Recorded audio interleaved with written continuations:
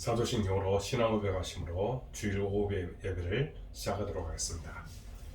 나는 전능하신 아버지 하나님 천지의 창조주를 믿습니다. 나는 그의 유일하신 아들 우리 주 예수 그리스도를 믿습니다. 그는 성령으로 잉태되어 동정녀 마리아에게서 나시고 본디오 빌라도에게 고난을 받아 십자가에 못 박혀 죽으시고 장사된 지 사흘 만에 죽은 자 가운데서 다시 살아나셨으며 하늘을 오르시어 전능하신 아버지 하나님 우편에 앉아 계시다가 거기로부터 살아있는 자와 죽은 자를 심판하러 오십니다.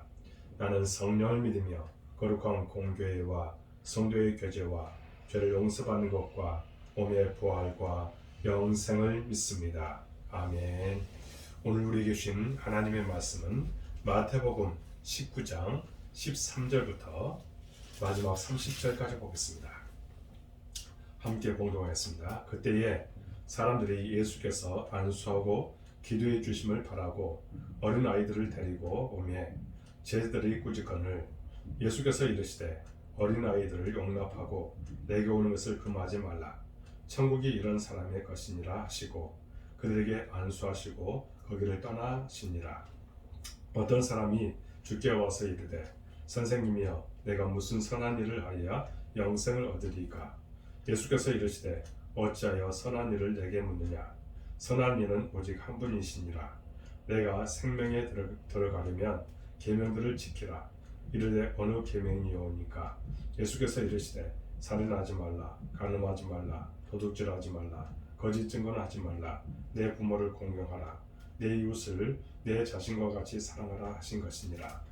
그 청년이 이르되 이 모든 것을 내가 지켜 싸운데 아직도 무엇이 부족합니까? 예수께서 이르시되 내가 온전하고자 할진대 가서 내 소유를 팔아 가난한 자들에게 주라. 그리하면 하늘에서 보화가 내게 있으리라. 그리고 와서 나를 따르라 하시니 그 청년이 재물이 많으므로 이 말씀을 듣고 근심하며 가니라. 예수께서 제자들에게 이르시되 내가 진실로 너희에게 이르노니 부자는 천국에 들어가기가 어려우니라. 다시 너희에게 말하노니 낙타가 바늘귀로 들어가는 것이 부자가 하나님의 나라에 들어가는 것보다 쉬우니라 하시니 제자들이 듣고 몹시 놀라 이르되 그렇다면 누가 구원을 얻을 수 있으리까? 예수께서 그들을 보시며 이르시되 사람으로는 할 수 없으나 하나님으로서는 다 하실 수 있느니라. 이에 베드로가 대답하여 이르되 보소서 우리가 모든 것을 버리고 주를 따라 싸운데 그런즉 우리가 무엇을 얻으리까? 예수께서 이르시되 내가 진실로 너희에게 이르노니 세상이 새롭게 되어 인자가 자기 영광의 보좌에 앉을 때에 나를 따르는 너희도 12 보좌에 앉아 이스라엘 12 지파를 심판하리라. 또 내 이름을 위하여 집이나 형제나 자매나 부모나 자식이나 전토를 벌인 자마다 여러 배를 받고 또 영생을 상속하리라. 그러나 먼저 된 자로서 나중되고 나중된 자로서 먼저 될 자가 많으니라. 아멘. 기도하겠습니다. 하나님 아버지 감사합니다. 오늘 말씀을 통해서 하나님의 진리를 깨닫기를 원합니다. 성령께서 역사해 주시고 우리에게 주의 뜻을 발견하는 귀한 축복의 시간이 되도록 인도하여 주옵소서. 말씀을 통해서 우리의 삶의 모든 문제가 해결되게 해주시고 주의 뜻이 반드시 나타나서 우리는 많은 사람들에게 그리스도를 증거하는 삶을 사도록 이끄시고 축복하여 주옵소서. 하나님께서 우리의 생각과 언어와 모든 것을 주관하여 주셔서 주님께서 원하시는 모습으로만 나아가도록 도와 주옵소서. 이 시간에 말씀을 듣겠사오니 주여 말씀하여 주시고 순종하는 우리가 되도록 인도하여 주옵소서. 모든 것을 주님께 부탁하고 예수 그리스도의 이름으로 간절히 기도하옵나이다. 아멘. 주일 오후 예배를 참여한 여러분들에게 주의 사랑이 넘치게 될 줄로 믿습니다. 오늘 말씀을 나누고자 하는 제목은 내가 무슨 일을 하리까 라는 내용으로 말씀을 나눌 때에 큰 은혜 받으시기 바랍니다. 예수님이 바리새인들과 이제 이혼에 관한 논쟁을 벌이신 후에 일단의 여인들이 자신들의 아이를 데리고 예수님께 나왔습니다. 그러자 제자들은 그 여인들을 꾸짖습니다. 선생님이 지금 얼마나 바쁘고 피곤한데 왜 애들을 데리고 왔느냐, 이렇게 했을 것입니다. 제자들은 얼마 전 예수님이 한 아이를 두고 너희가 돌이켜 어린아이와 같이 되지 아니하면 결단코 천국에 들어갈 수 없다. 누구든지 이런 어린아이 하나를 영접하는 것이 곧 나를 영접함이니라 하신 이 말씀을 그새 잊어버렸거나 아니면 그 말씀의 참 의미를 아직도 깨닫지 못했던 것 같습니다. 그러자 예수님은 다시 동일한 말씀을 하시면서 아이를 축복하십니다. 어린아이들을 용납하고 내게 오는 것을 금하지 말라. 천국이 이런 사람의 것이니라. 이렇게 어린아이들을 안수하고 축복하시며 천국은 어린아이와 같은 자들의 것이라는 것을 이제 말씀하신 후에 그것을 떠나십니다. 이 일은 개별적인 하나의 사건이기도 하지만 그 다음에 이어지는 부자 청년에 관한 선언적 교훈이라고 이야기할 수 있습니다. 이 두 사건을 통해서 천국에 들어갈 구원 백성은 어떤 모습입니까? 어떤 사람이 들어가겠습니까? 그것은 어린아이 같은 마음을 가진 사람이라는 겁니다. 천국에 합당한 모습으로 나아가는 겁니다. 그것이 진정 하나님께서 원하시는 모습이라는 겁니다. 부자 청년과 같은 그런 마음을 가져서는 안 된다는 겁니다. 어린아이 같은 그런 마음을 갖고 나아갈 때에 하나님께서 그것을 용납해 주신다는 겁니다. 여러분, 이런 모습으로 나가서 하나님께 영광 돌릴 수 있길 바랍니다. 웃고 넘어갈 내용입니다. 어느 부자가 하나님 앞에 서서 심판을 받고 있었습니다. 하나님이 책망하셨습니다. 너는 나를 믿지도 않았다. 그렇게 물질이 많으면서도 남에게 준 적이 없다. 지옥으로 가라. 그때 부자가 말했습니다. 저 한 번 거지에게 500원 준 적이 있습니다. 이것이 기억납니다.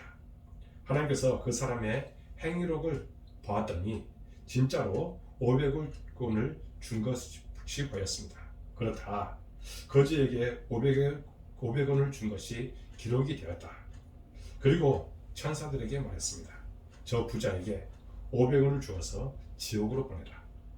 여러분, 조크지만 우리가 시사하는 바가 큽니다. 여러분, 오늘 우리에게 무엇을 말하고 있습니까?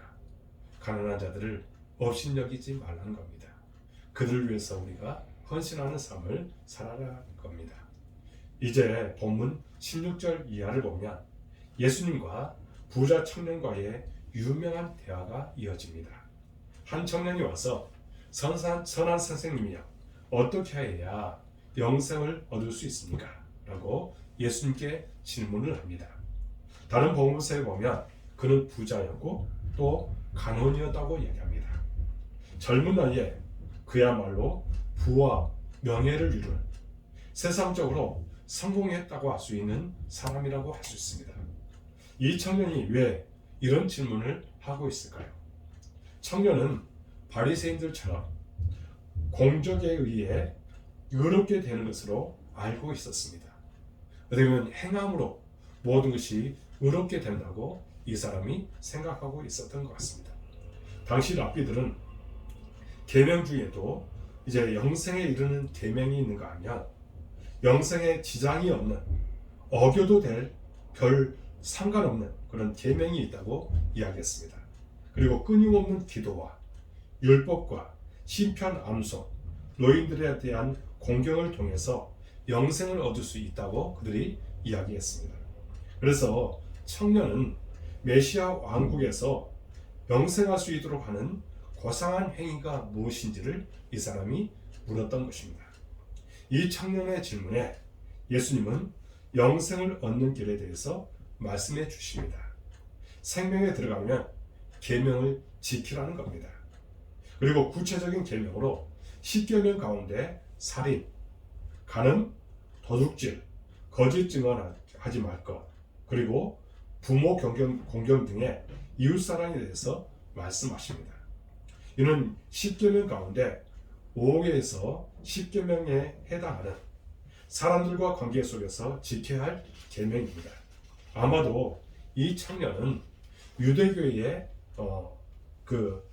기록된 대로 어떻게 보면 그 말씀을 충실하게 지켰던 사람이라고 이야기할 수 있을 것입니다. 하나님에 관한 이제 1계명과 4계명은 잘 지켰기 때문에 굳이 말씀하실 필요가 없었다고 생각할 수 있지만, 그보다는 1계명에서 4계명을 잘 지키면 반드시 나머지 5계명에서 10계명을 잘 지키게 되기 때문이라고 이야기할 수 있습니다. 다시 말해서 하나님을 온전히 사랑하고 경외하는 자는 당연히 이웃사랑의 열매가 나타난다는 것입니다. 그래서 20절에 보면 놀랍게도 이 청년은 이 모든 것을 내가 잘 지켰는데 무엇이 더 부족합니까? 라고 묻습니다. 그는 젊은 나이에도 불구하고 이렇게 꽤나 신앙심이 돈독한 것 같습니다. 그래서 이 사람에게 관심이 이렇게 무엇을 갖고 있습니까? 영생에 대해서 그만큼 관심을 갖고 또 이런 신앙심으로 이것을 얻기를 위해서 원했던 것 같습니다. 우리가 여기서 생각할 것이 있습니다. 계명을 지킴으로 영생을 얻는 것이 아니라 생명에 들어갈 자, 곧 구원받을 자는 계명을 지키는 생활을 하는 자임을 말하고 있다는 겁니다. 하나님 사랑과 이웃 사랑으로 요약되는 계명을 다 지킴으로 영생의 삶을 살 수 있다는 의미입니다. 그러므로 계명의 명령자이신 하나님과 계명의 완성자이신 예수 그리스도를 믿고 따라야 된다는 겁니다. 계명을 지키는 것은 맹목적이고 또 외형적으로 실천하는 것이 아니라 계명의 정신대로 사는 것을 말하고 있다는 겁니다. 계명의 참된 순종만이 생명에 들어가는 길이 되어진다는 것을 우리에게 알아야 된다는 겁니다. 계명의 문자적 해석이라 어떤 실행이 아니라 계명의 영적 깊이와 넓이를 이해하는 일이 중요함을 알아는 것이 예수 그리스도의 명령이라는 겁니다. 그러므로 계명을 지키려고 노력을 해야 합니다. 말씀 가운데 거하도록 노력을 해야 된다는 겁니다. 그것이 하나님께서 원하시는 모습임을 우리가 기억하는 겁니다. 이렇게 대답하는 청년에게 이제 예수님은 이렇게 말씀합니다. 21절에 뭐라고 얘기하죠? 예수께서 이르시되 내가 온전하고자 할진대 가서 내 소유를 팔아 가난한 자들에게 주라. 그리하면 하늘에서 보화가 내게 있으리라.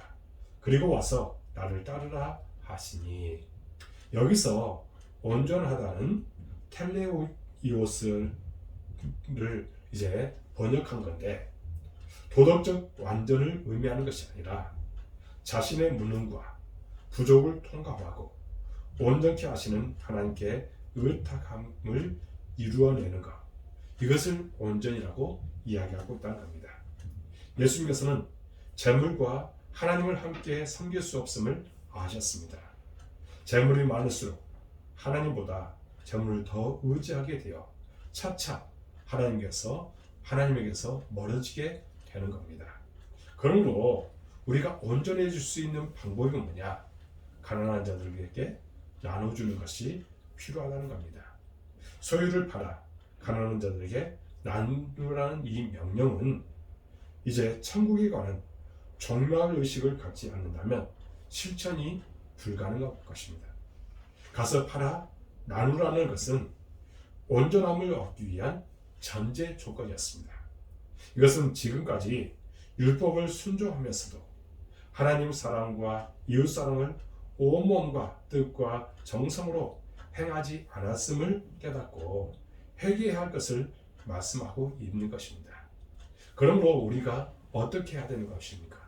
오늘 이 부자 청년에게, 지금 가난한 자들에게 이처럼 온전한 모습으로 나가지 못했던 그것에 대해서 회개를 촉구하고 있다고 할 수 있다는 겁니다.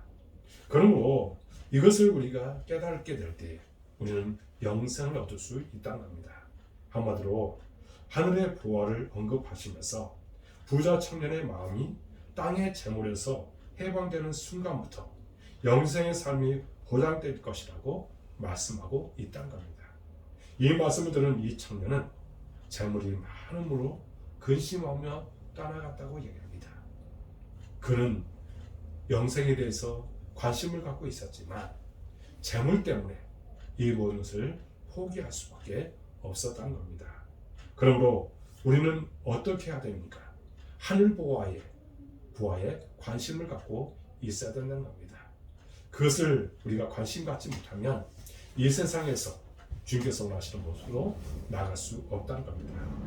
이제 이를 보신 예수님은 유명한 말씀을 하고 계십니다. 23절에 뭐라고 얘기합니까? 낙타가 바늘뒤로 들어가는 것이 부자가 하나님의 나라에 들어가는 것보다 쉬우니라. 이 말씀을 들은 제자들의 반응은 놀라움에 금치 못했다고 말합니다. 우리는 이 말씀을 익히 들어 알고 있지만 이제 그래서 우리는 이 말에 대해서 그런가 보다 하고 받아들이지만 그러나 사실 우리 마음의 깊은 곳을 들여다보면 역시 우리도 이 말씀에 놀라지 않을 수가 없다는 겁니다. 예수님을 믿어 구원을 받고 또 이 땅에 복도 받고 그렇게 살고 싶었는데 부자가 되면 천국에 못 들어간다고 하니까 이 말씀에 당황하지 않을 수가 없다는 겁니다. 지금 제자들의 마음도 마찬가지였을 것입니다. 유대인들은 부자가 된 것은 하나님이 주신 복이고 하나님을 잘 믿는 자들에게 이런 복을 주신다고 믿었습니다. 그래서 부자가 천국에 들어가지 못한다면 누가 들어갈 수 있겠는가 하는 탄식이 절로 나오는 것입니다. 우리가 잘 아는 대로 예수님은 재물에 대해서 어떻게 말씀하고 있습니까? 하나님과 재물을 겸하여 섬길 수 없다고 분명히 말씀하셨습니다. 또 디모데전서에서는 돈을 상함이 일만하게 뿌리라고 경고합니다. 돈 자체가 나쁜 것은 아닙니다. 그러나 돈에 대해서 우리도 여간 조심하지 않으면 우리는 쉽게 타락하고 만다는 겁니다. 광야의 이스라엘 백성들이 왜 시내산 광야에서 금송아지를 만들었을까요? 많고 많은 동물 중에 왜 하필 송아지입니까? 송아지는 애굽의 풍요의 신이기 때문이었다고 이야기할 수 있다는 겁니다. 여기서 그들이 왜 금송아지 우상을 만들었는지 분명히 드러나는 것입니다. 그들은 풍요를 바랐고 재물을 바랐다는 것입니다. 그 욕심이 그들을 타락시켜 버린 것입니다. 그래서 십계명에서는 분명히 뭐라고 이야기합니까? 너를 위하여 새긴 우상을 만들지 말라고 했습니다. 여러분, 우상을 만드는 우리 마음의 그 근본적인 것은 결국 재물에 대한 욕심, 탐욕에서 나온다는 겁니다. 그래서 성경은 탐심은 우상 숭배라고 말씀하고 있다는 겁니다. 그러므로 이 말씀을 우리 마음에 새기면서 과연 우리는 무엇에 관심을 갖고 있는지 우리 자신들을 살펴보시기 바랍니다. 이 말씀을 보면서 한편으로는 가룟 유다를 향한 예수님의 경고의 말씀일 수도 있겠다 싶습니다. 돈을 맡고 있는 가룟 유다는 돈 때문에 망한 사람이기 때문입니다. 가룟 유다가 돈의 유혹을 물리치지 못해서 결국 예수님을 팔아넘겼습니다. 부자 청년에게 돈 때문에 영혼을 빼앗기는 일이 없도록 하라고 하시면서 가룟 유다의 마음이 돈에 있지 않기를 바라시는 예수님의 마음이 거기에 있었는지도 모릅니다. 그러나 가룟 유다는 결국 어떻게 됐습니까? 이것을 이기지 못하고 그는 망하게 됩니다. 우리가 이 경고의 메시지를 잘 듣고 올바르게 반응해야 될 줄로 믿습니다. 그러면 이제 우리는 어떻게 해야 하겠습니까? 부자 청년에게 하신 예수님의 말씀대로 우리도 재산을 다 팔아 가난한 자들에게 주면 되겠습니까? 오늘 예수님이 말씀하고자 하는 바의 핵심이 바로 26절에 있습니다. 오늘 26절을 한 목소리로 읽겠습니다. 예수께서 그들을 보시며 이르시되 사람으로는 할 수 없으나 하나님으로서는 다 하실 수 있느니라. 예수님은 우리 인간의 힘으로는 도저히 구원에 이를 수 없다고 말합니다. 처음 이 청년이 와서 내게 무엇을 하여야 영생을 얻을 수 있습니까? 라고 물었는데 이는 질문 자체가 틀린 말입니다. 우리는 그 무엇을 해도 영생을 얻을 수 없습니다. 우리 힘으로는 아무것도 할 수 없다는 겁니다. 우리의 힘으로는 되지도 않고 능으로도 되지 않습니다. 오직 하나님의 영으로 모든 것이 된다는 겁니다. 우리가 세상 부여와 권세와 재물이 있을지라도 내 힘으로 구원에 이를 수가 없는 법입니다. 그러므로 낙타가 바늘기로 들어가는 것이 부자가 하나님 나라에 들어가는 것보다 쉽다고 하는 이 말씀은 구원받을 수 있는 사람은 아무도 없다는 것을 우리에게 분명히 말하고 있다는 겁니다. 우리 힘으로는 안 된다는 겁니다. 단지 부자만 해당되는 이야기가 아닙니다. 당시 하나님께 복을 받았다고 하는 부자조차도 천국에 들어갈 수 없음을 예수님은 말씀하시므로 우리 인간은 그 무엇으로도 구원받을 수 없다는 것을 말씀해주고 있다는 겁니다. 그러면 재물을 팔아 가난한 자들에게 왜 나누어주라고 이야기하는 것입니까? 그 의미는 온전한 믿음의 삶을 살아가는 구원받은 자의 모습을 말해주는 것입니다. 오직 하나님만 의지하는 사람, 세상 헛된 것에 소망을 두지 않고 하나님께만 소망을 두는 사람만이 참 구원받은 하나님의 백성이라는 말씀입니다. 단지 재물만 다 나눠준다고 해서 구원을 받는 것이 아닙니다. 구원은 오직 하나님의 은혜로 되는 것이고 이렇게 구원받은 사람들은 이제 주를 위해 헌신하는 삶을 살아가게 된다는 말씀을 우리에게 하고 있다는 겁니다. 베드로는 이 말씀을 듣고 뭐라고 얘기합니까? 우리가 이렇게 모든 것을 버리고 주님을 따랐으니 우리가 받을 상이 무엇입니까? 라고 질문을 합니다. 이 질문에 예수님은 참 헌신의 삶을 사는 자들에게 반드시 하나님의 보답이 있을 것을 말씀하고 있습니다. 그러면서 우리에게 29절에 뭐라고 얘기하는가? 29절을 한 목소리로 읽겠습니다. 또 내 이름을 위하여 집이나 형제나 자매나 부모나 자식이나 전토를 벌인 자마다 여러 배를 받고 또 영생을 상속하리라. 주님을 위해서 우리가 헌신을 하라는 겁니다. 주님을 위해서 우리 자신의 그런 모든 것들을 포기할 줄 알아야 된다는 겁니다. 그 안에서 우리가 영생을 얻게 되는 부합입니다. 그러므로 주님께서 원하시는 모습으로 나아갈 수 있기를 주님 이름으로 축복합니다. 그런데 여기서 우리가 꼭 기억해야 될 것은 우리의 수고와 헌신의 목적은 다른 데 있지 않다는 겁니다. 오직 예수님을 위해서 그 모든 것을 하라는 겁니다. 다른 이유는 없습니다. 주의 은혜에 감사해서 주의 놀라운 구원의 은총에 보답하고자 그 이름을 위해 살아가는 것입니다. 기복주의 신앙으로 복을 바라고 어떤 보답을 기대하고 드리는 헌신이 아니라는 것입니다. 이런 헌신은 참된 헌신이 아닙니다.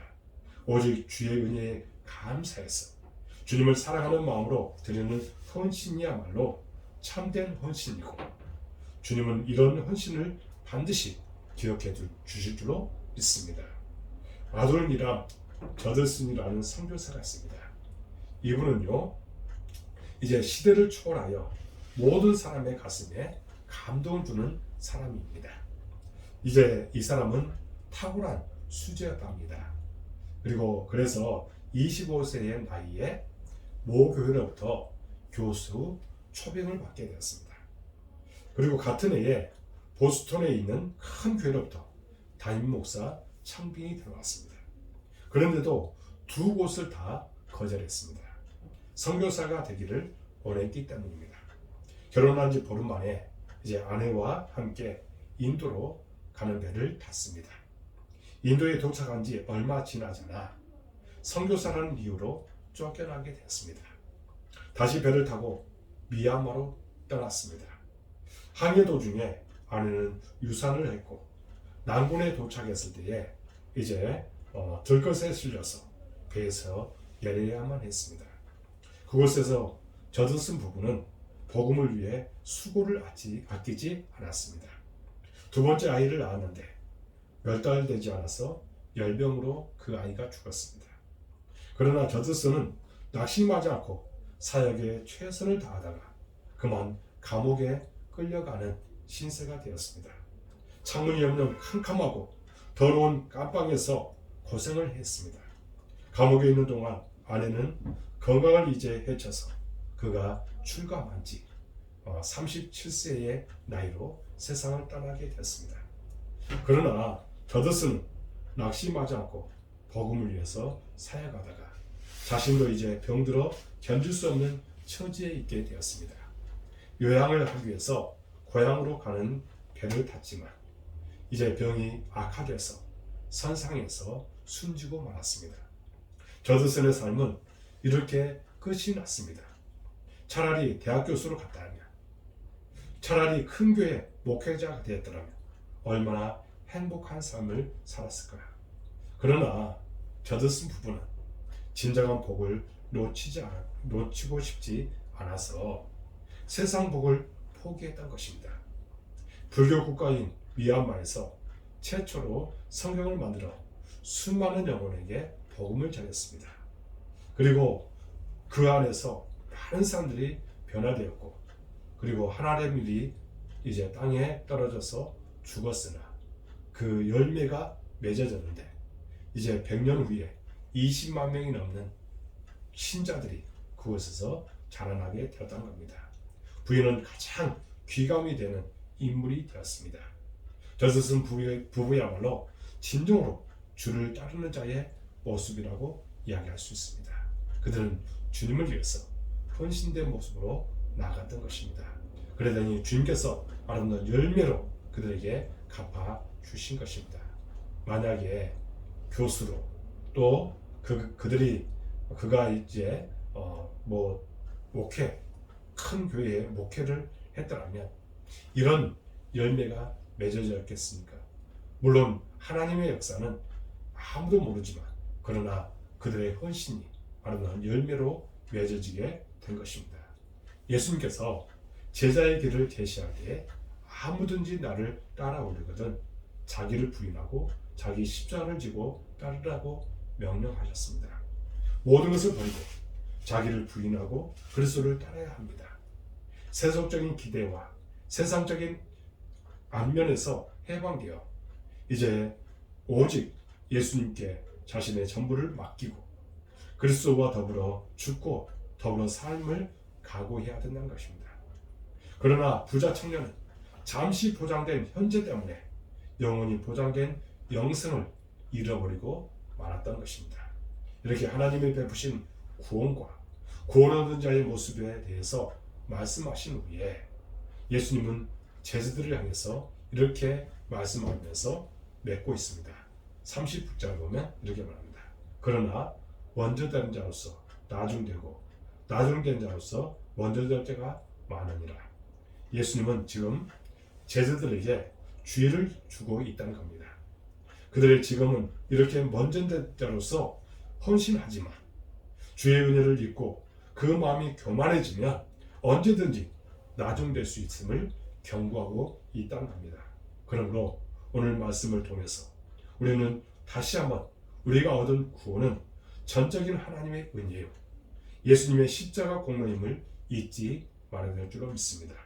우리는 세상 그 무엇으로도 얻을 수 없고 그리고 세상 그 무엇과도 바꿀 수 없는 소중한 생명을 얻었다는 이 사실을 기억하고 그 안에서 복되게 살아갈 수 있기 바랍니다. 사랑하는 여러분, 이제 그 은혜를 받은 자답게 또 이제 더욱 주의 이름을 위해서 기꺼이 헌신하고 끝까지 겸손히 주님과 동행하는 영들의 삶이 될 수 있기 바랍니다. 여러분, 우리가 영생 얻는 길이 무엇이겠습니까? 오직 하나님만 의지하면 됩니다. 하나님만 바라보며 나아갈 때에 그 안에 놀라운 기적들이 반드시 우리 삶 가운데 나타날 줄로 믿습니다. 기도하겠습니다. 하나님 아버지 감사합니다. 오늘 말씀을 통해서 우리에게 영생 얻는 길이 무엇인지 가르쳐 주시니 참으로 감사합니다. 진정 우리 삶 가운데 목적이 무엇인지를 다시 한번 깨닫게 해주시고 하나님께서 원하시는 그 길에 헌신하며 나가도록 인도하여 주옵소서. 우리를 부르신 주님의 명령에 순종하는 우리가 되게 하여 주옵소서. 사명을 주셨습니다. 사명에 따라서 열매 맺도록 도와주옵소서. 구원의 복음을 많은 사람들에게 전하는 헌신의 삶이 되도록 인도하여 주옵소서. 우리의 가치가 진정 하나님 안에 있음을 기억하고 그 안에서 아름다운 열매 맺도록 도와주옵소서. 우리 복된 길을 사랑해 주시고 여기까지 오시니 참으로 감사합니다. 우리 교회가 지향하고 바라는 소원이 있습니다. 반드시 이도록 축하하여 주옵소서. 하나님 성장하고 부흥하기를 원합니다. 사랑을 보내주시고 동역자를 보내주셔서 주의 뜻이 나타나도록 인도하여 주옵소서. 우리 교회 배우가 주여 이제 회복하게 하소서입니다. 예배가 기도가 말씀과 믿음이 회복되도록 도와 주옵소서. 철저하게 회개하는 신령이 되도록 인도하여 주옵소서. 하나님 이 시간 또한 기도합니다. 우리 모든 성도들 어느 곳에 있든지 함께하여 주옵소서. 복을 내려 주옵소서. 기쁨이 넘치도록 도와 주옵소서. 행복이 넘치도록 도와 주옵소서. 믿고 나갈 때에 놀라운 기적이 나타나도록 도와 주옵소서. 하나님 하는 모든 이들의 형통함을 주실 줄로 믿습니다. 그래 아버지 하나님 사업터에 직장에 가정에 하나님의 은혜와 축복이 함께해 주셔서 날마다 하나님을 자랑하며 살아가도록 도와 주옵소서. 하나님 우리 성도들 중에 연약한 이들이 있습니다. 주여 찬양하여서 안수해 주옵소서. 불쌍히 주옵소서. 치유하여 주옵소서. 권능으로 역사해 주옵소서. 주만 바라보며 신앙으로 날마다 승리도록 도와 주옵소서. 여호와 라파 하나님을 만나는 축복을 하여 주옵소서. 우리 박병호 성도님, 미나자매, 이영장 원사님, 김영화 집사님, 이민숙 집사님 주님께서 만져주시고 놀라운 기적을 체험토록 도와 주옵소서. 우리 교회 학생들 주님께서 사랑해 주시고 그들이 믿고 나갈 때에 하나님 지혜와 명철함을 가져주시고 하나님의 나라를 위해서 귀하게 쓰임받게 하여 주옵소서. 머리가 될지언정 꼬리가 되지 않도록 도와 주옵소서. 날마다 하나님께서 동행해 줄 줄로 믿습니다. 하나님 주어진 역할에 충성을 다하도록 도와 주옵소서. 하나님 이 시간 또한 기도합니다. 온라인으로 오후 예배를 드리는 우리 모든 성도들 기억해 주시고 축복하여 주시며 그 마음에 바은 소원이 반드시 이루도록 축복하여 주옵소서. 세상에 파손받습니다. 세상 속에서 그리스도의 향기를 바라는 삶을 사도록 도와 주옵소서. 코로나19 종식을 위해서 간절하게 기도합니다. 이를 위해서 수고하는 이들의 수고가 헛되지 않도록 도와주시고 우리 일상이 다시 회복되도록 도와주옵소서. 하나님 면역력이 형성되고 주의 사랑이 날마다 우리 삶 가운데 나타나도록 도와주옵소서. 지금 여러 가지로 단계가 높아질 그런 위기에 처해 있습니다. 하나님 이제 이 코로나 걸린 사람들이 적어지도록 도와주시고 또 우리 삶 가운데 여러 가지 우리가 스스로 조심하고 그런 가운데 이 어려움들을 우리가 잘 극복해 나갈 수 있는 은혜도 우리에게 허락하여 주옵소서. 주께서 우리의 모든 것을 다스리시고 인도해 주심을 믿사옵고 예수 그리스도의 이름으로 간절히 기도하옵나이다. 아멘. 하늘에 계신 우리 아버지 이름을 거룩하게 하시며 아버지 나라가 오게 하시며 아버지의 뜻이 하늘에서와 같이 땅에서도 이루어지게 하소서. 오늘 우리에게 일용할 양식을 주시고 우리가 우리에게 잘못한 사람을 용서해 준 것 같이 우리 죄를 용서해 주시고 우리를 시험에 빠지지 않게 하시고 악에서 구하소서. 나라와 권능과 영광이 영원히 아버지의 것입니다. 아멘. 오후 예배 드리는 여러분들을 사랑하고 축복합니다. 날마다 하나님께서 여러분과 함께 해주셔서 복이 넘치는 모습으로 나아가시기 바랍니다. 감사합니다.